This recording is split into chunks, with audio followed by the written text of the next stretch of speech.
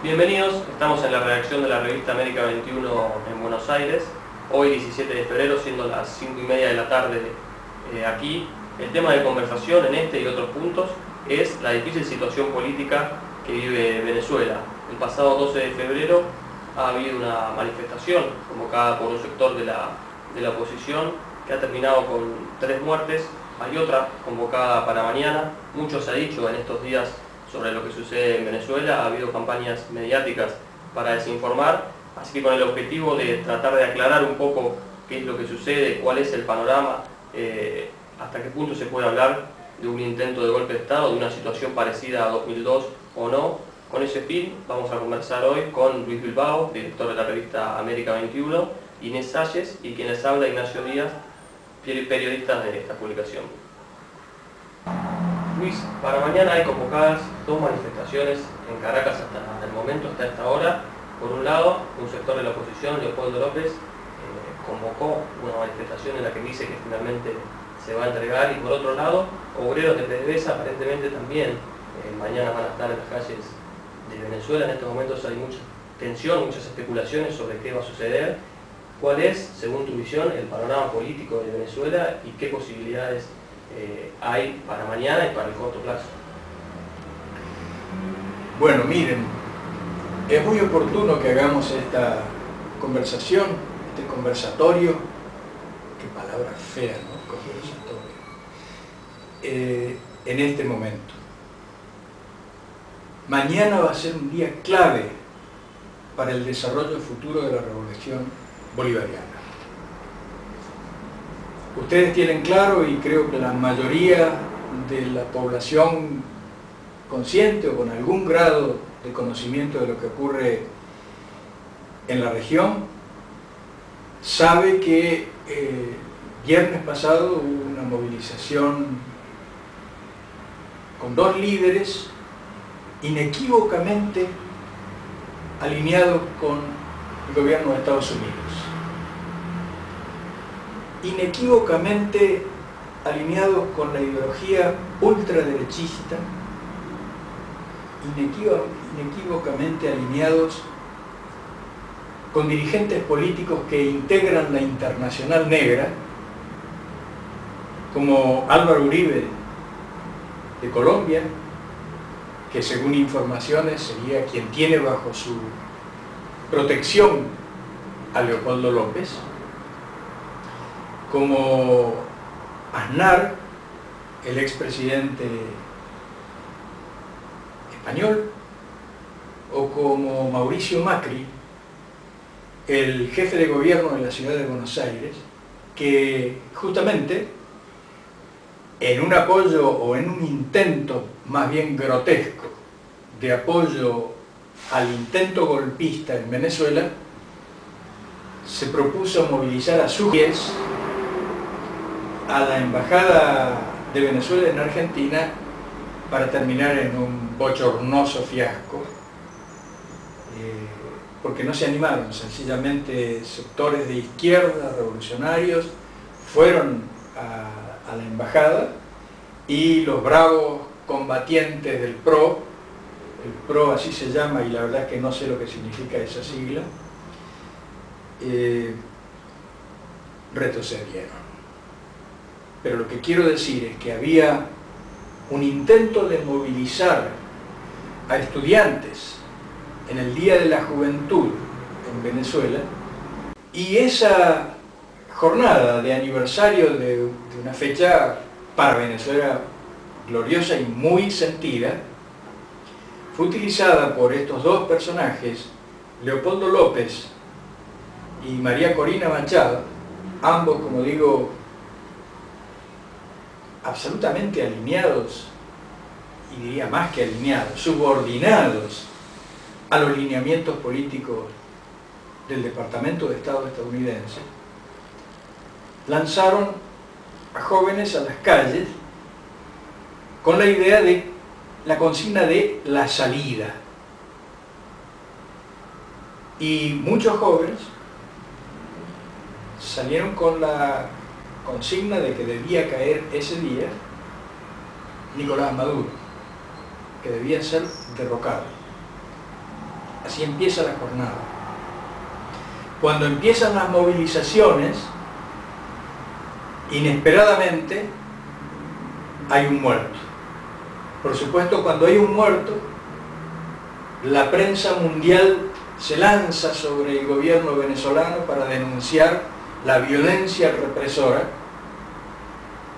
que ya produjo un muerto y cantidades de heridos. El problema es que pocos minutos después se supo que el muerto era un antiguo y muy conocido dirigente chavista, revolucionario.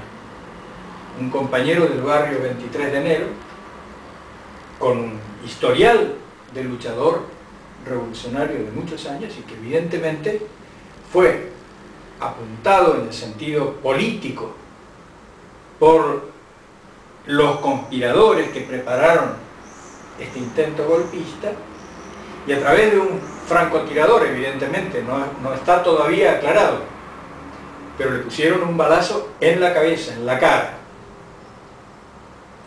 Y eso lo hace un francotirador muy adiestrado, muy capacitado, con un arma de precisión a mucha distancia. Pocas horas después hubo otro muerto. Y a las pocas horas el presidente Nicolás Maduro denunció que los dos muertos, el primero era un chavista, el segundo no estaba claro quién era, parecía un estudiante, después resulta que era un carpintero, habían sido asesinados por la misma arma. La bala que mató al primero y al segundo muertos salió de la misma arma. Y el segundo muerto no era chavista. Una persona que salió a tratar de ayudar al segundo muerto, a pocas horas después, en otro lugar, cayó también. No está claro todavía cuál fue el arma asesina. Pero hay una situación sumamente confusa respecto de cómo se produjo esta transformación de una movilización estudiantil en una demanda de derrocamiento de Nicolás Maduro a través de las muertes y los heridos. En la tarde del 12 de enero se contabilizaban 66 heridos de bala, muchos de ellos de cierta gravedad y algunos de gravedad. Es decir, estos son los hechos que todavía están inconclusos en su esclarecimiento. No tenemos claro cómo han sido con detalle los acontecimientos. Lo que cuenta es que se transformó una movilización estudiantil en un acto sangriento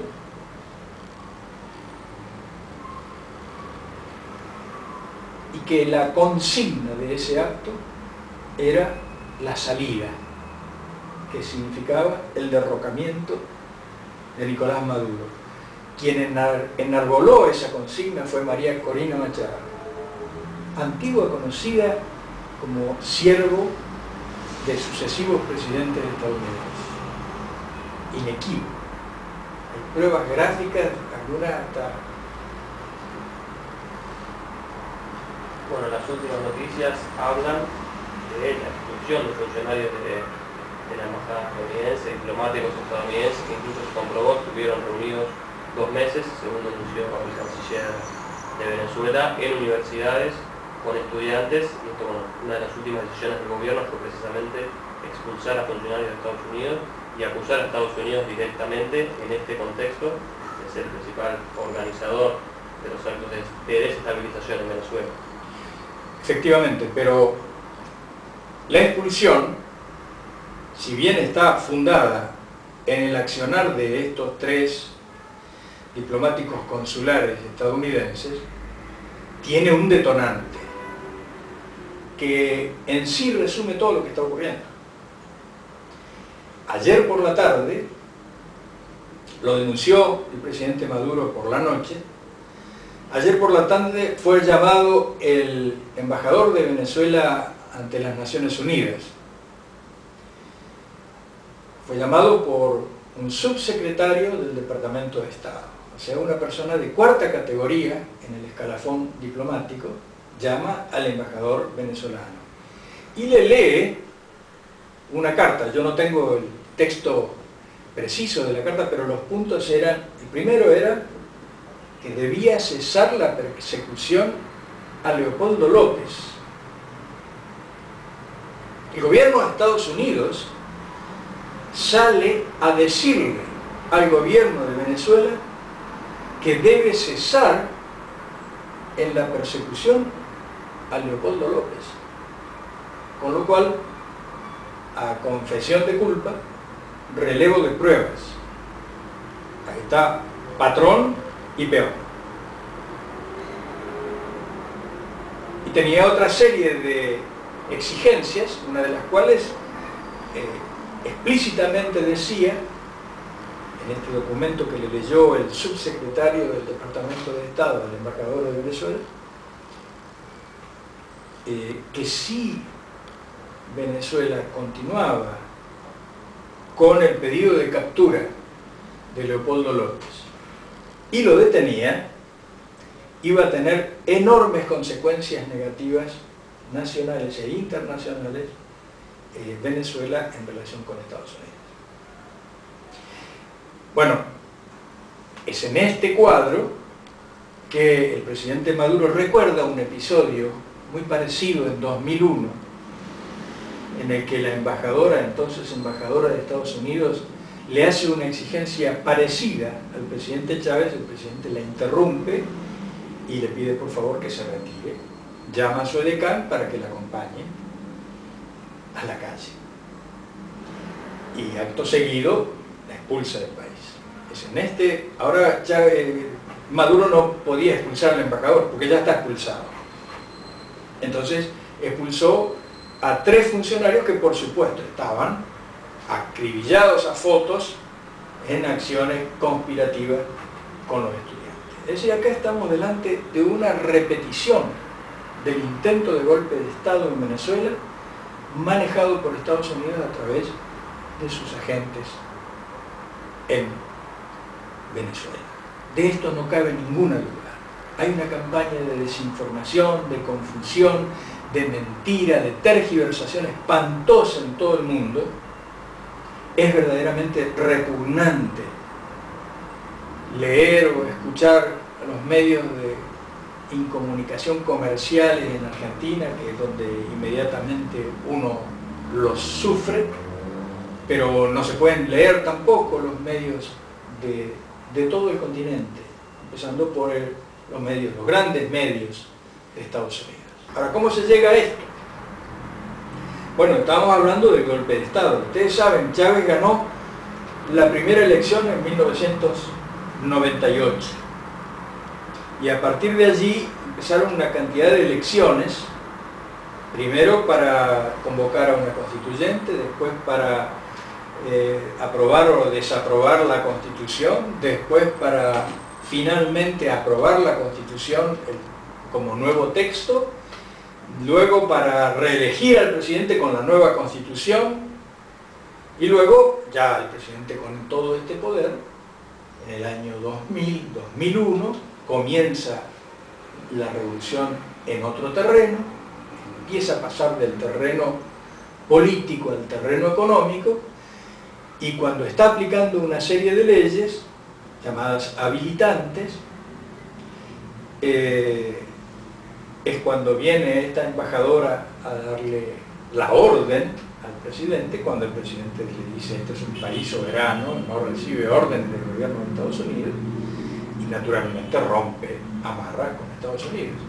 Y eso se paga con una huelga general fallida en octubre de 2001,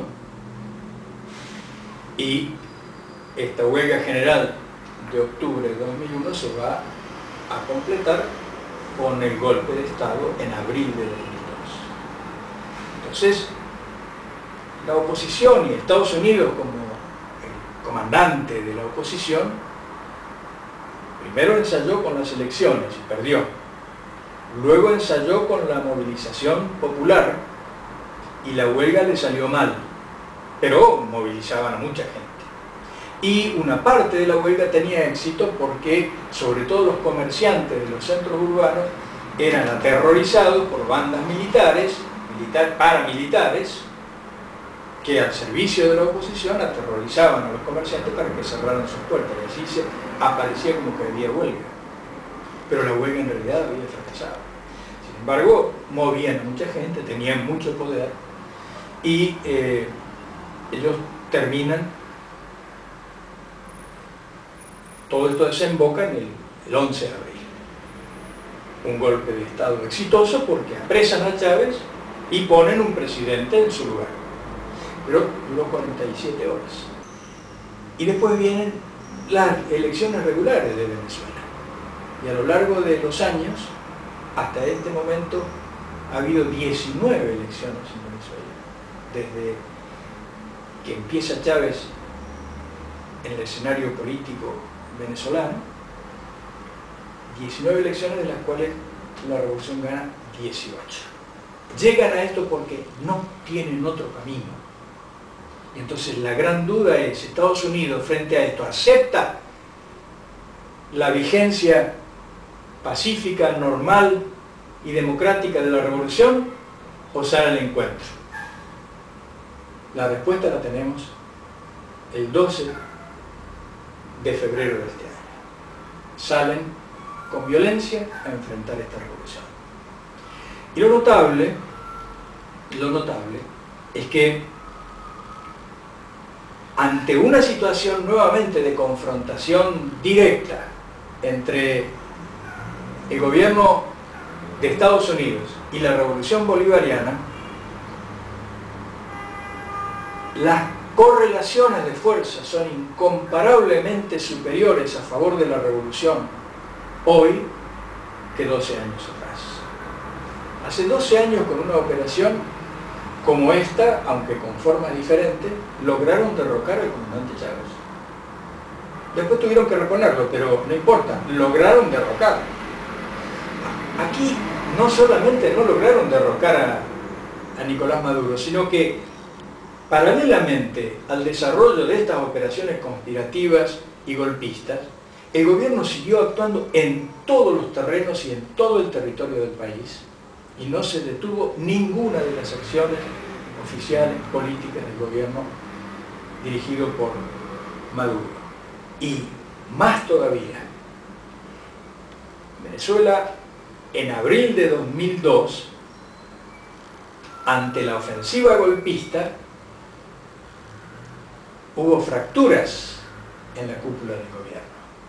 Todas las partes blandas del poder revolucionario o vacilaron o se pusieron de la vereda enfrente. Además de los militares que directamente fueron a detener a su comandante, que era el presidente de la nación. Esta vez nada parecido a esto y todo lo contrario.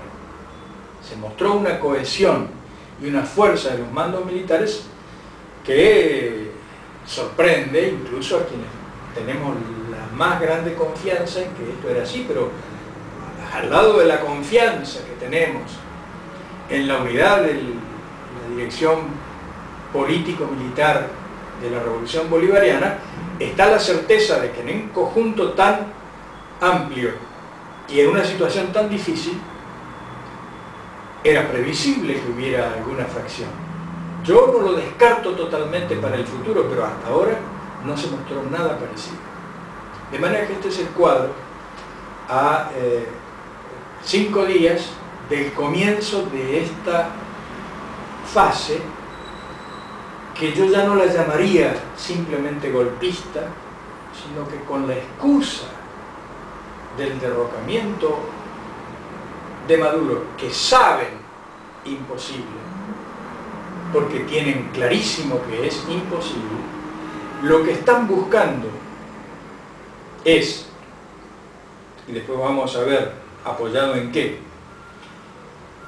provocar una situación, en primer lugar, de división de la población, de las Fuerzas Armadas, de las fuerzas políticas de Venezuela, de desmoralización de un sector de la sociedad y de abrir una brecha para, con métodos violentos extremos, es decir, con métodos terroristas, aplicados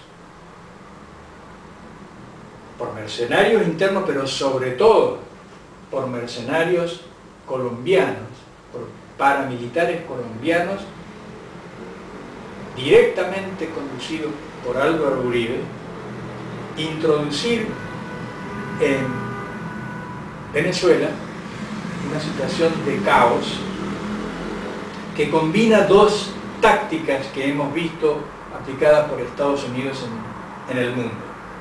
Una, la táctica ucraniana.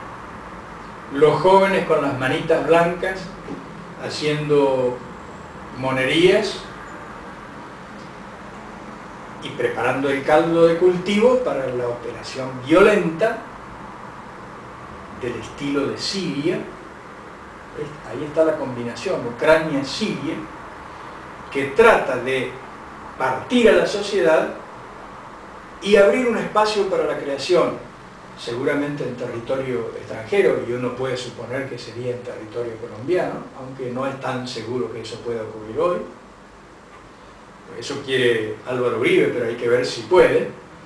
La conformación en territorio extranjero de un gobierno paralelo, un gobierno provisional, que si se consigue producir la situación de conflicto, de caos interno, habilitaría a Estados Unidos para demandar la intervención de tropas extranjeras para llevar la paz a Venezuela.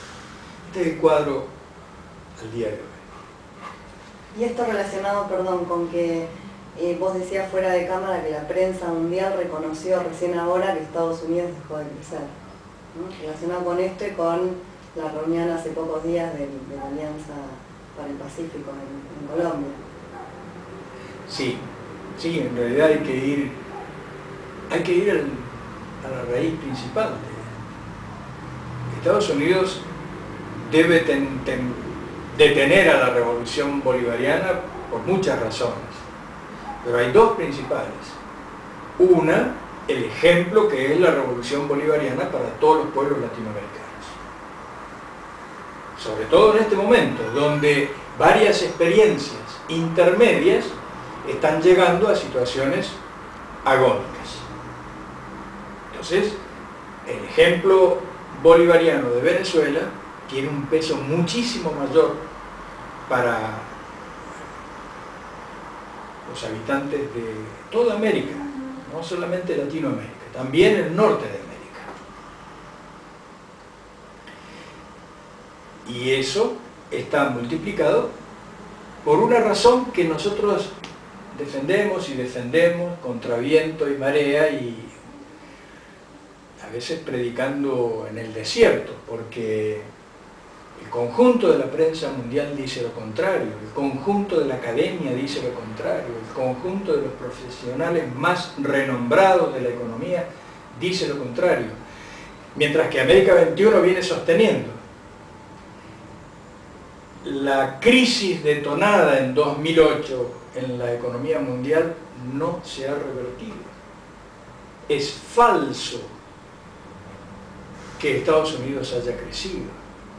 Es falso que Estados Unidos haya superado la situación de ahogo económico.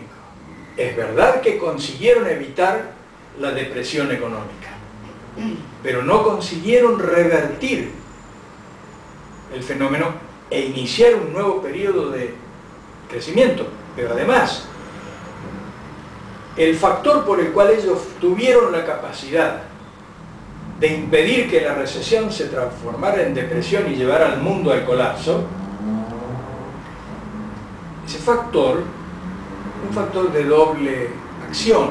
Por un lado, impidió la transformación de recesión en depresión, pero por otro lado, minó hasta niveles nunca vistos el sistema financiero estadounidense y por lo tanto mundial.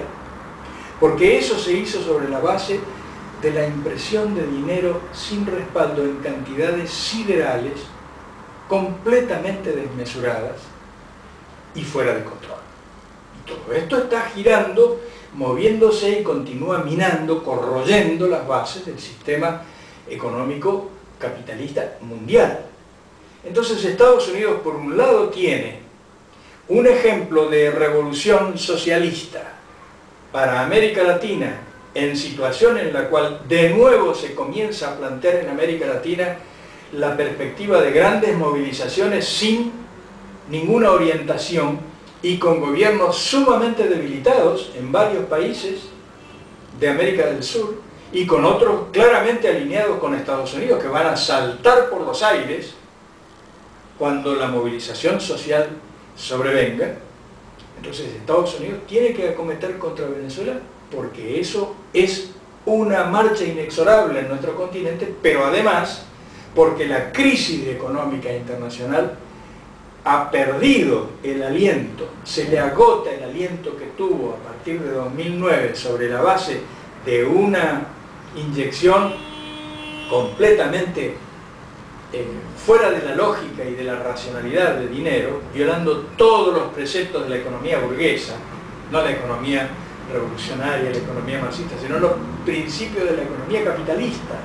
Han sido burlados absolutamente por Estados Unidos y la factura viene. Entonces Estados Unidos está compelido a la guerra en todo el mundo y una de las partes del mundo es América Latina y Estados Unidos está buscando la guerra en Venezuela. El golpe de Estado ahora ya no es simplemente un golpe de Estado.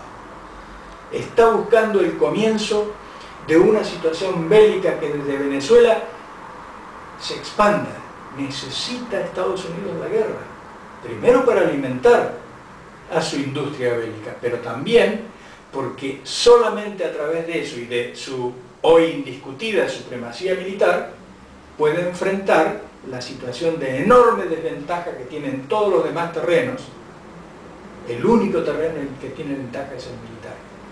Y eso es lo que está ocurriendo. De manera que tenemos que entender esta ofensiva golpista en Venezuela con un marco más amplio.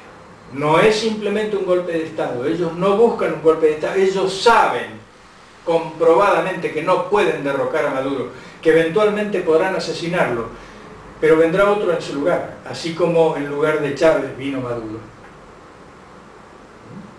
Bueno, este es el cuadro. Y mañana, yendo al nudo de tu pregunta, mañana vamos a tener una prueba de cómo se desarrollarán los meses futuros y tal vez mucho tiempo hacia adelante, porque mañana se enfrentan las clases como tales en Venezuela. La burguesía, a través del señor Leopoldo López, llama a su base social, que por supuesto no va a ir, y lo único que puede eventualmente congregar es a su sector más vital, que son los jóvenes estudiantes, completamente envenenados,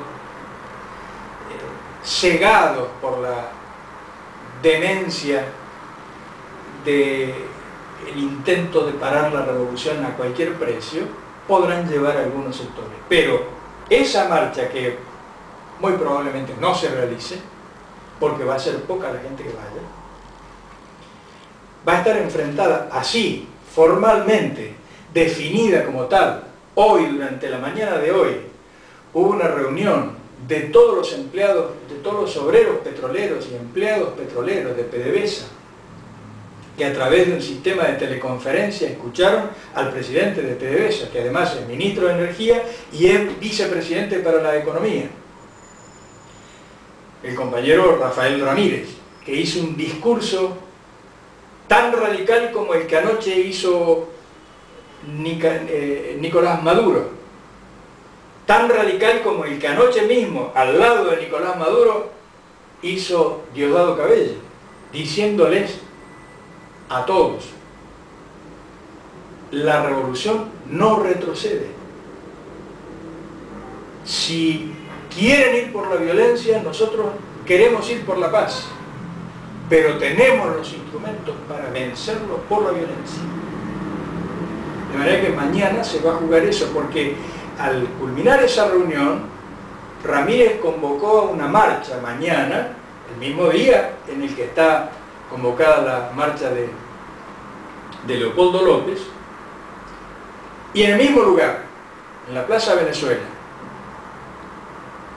y van a ir no menos de 40.000 obreros petroleros, que van a ir con su contrato colectivo, y van a marchar desde la Plaza Venezuela hasta el Palacio de Miraflores, que serán unas 20 cuadras o 30 cuadras, y allí el presidente Maduro va a firmar el contrato de trabajo con los obreros petroleros. Va a estar claramente configurada la confrontación de clase contra clase en Venezuela. Y la clase burguesa en Venezuela es mucho más débil que las debilísimas clases burguesas en el resto de los países de América Latina, si exceptuamos a Brasil. De manera que no tiene la más mínima chance. Es Estados Unidos quien está frente a la clase obrera y el pueblo venezolano. No es la burguesía, no tiene con qué. Ahora sí tiene con qué en el resto de la burguesía latinoamericana. Y es eso lo que estamos viendo. A la burguesía latinoamericana a través de sus medios y sus partidos y sus portavoces, calumniando, mintiendo, deformando, engañando, con la intención de aislar a la revolución bolivariana. Tarea que yo puedo con toda responsabilidad decir que ya ha fracasado. Ellos no son lo que eran entonces. Ustedes recuérdense, aunque no estaban en aquel momento. Pero América 21 nace como resultado del 11 de abril, porque cuando ocurrió todo eso comprobamos que no teníamos cómo contrarrestar la avalancha de mentiras y de tergiversaciones de la prensa burguesa continental, y entonces dijimos tenemos que tener un medio. En esa escalada lo primero que surge es un medio electrónico, que es Aporrea, que todavía existe y cumple una gran tarea. Inmediatamente después América 21. Todo esto, desde luego yo lo conversé y lo arreglé y lo planteamos estratégicamente con el comandante Chávez. Tuvimos el problema del sabotaje petrolero que nos postergó la salida, pero inmediatamente salimos. Y desde entonces ha habido un crecimiento extraordinario de la prensa anticapitalista y antiimperialista en todo el continente. 2 años y medio después, un poco más, nacería Telesur, que es un instrumento de otra envergadura, con la capacidad de llegada que tiene la televisión, con los problemas que tiene la televisión, pero con la capacidad de llegada que tiene la televisión. Hoy la revolución venezolana tiene revistas, tiene un canal de televisión internacional y tiene miles de medios de comunicación radial y gráfico para decir la verdad. De manera que la tarea en la que se han empeñado los burgueses latinoamericanos de mentir sobre lo que ocurre en Venezuela, la damos hoy desde la redacción de América 21 como derrotada. Los vamos a derrotar en toda la línea, vamos a ir a decir la verdad a nuestro pueblo y lo vamos a conseguir. Lo vamos a conseguir.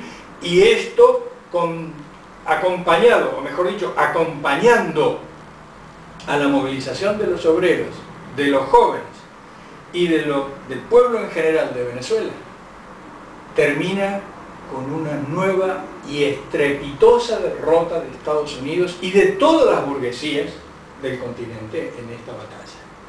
Y se abre una nueva fase en América Latina. Al culminar esta batalla en la que hoy estamos entrando, se abre una nueva fase en América Latina.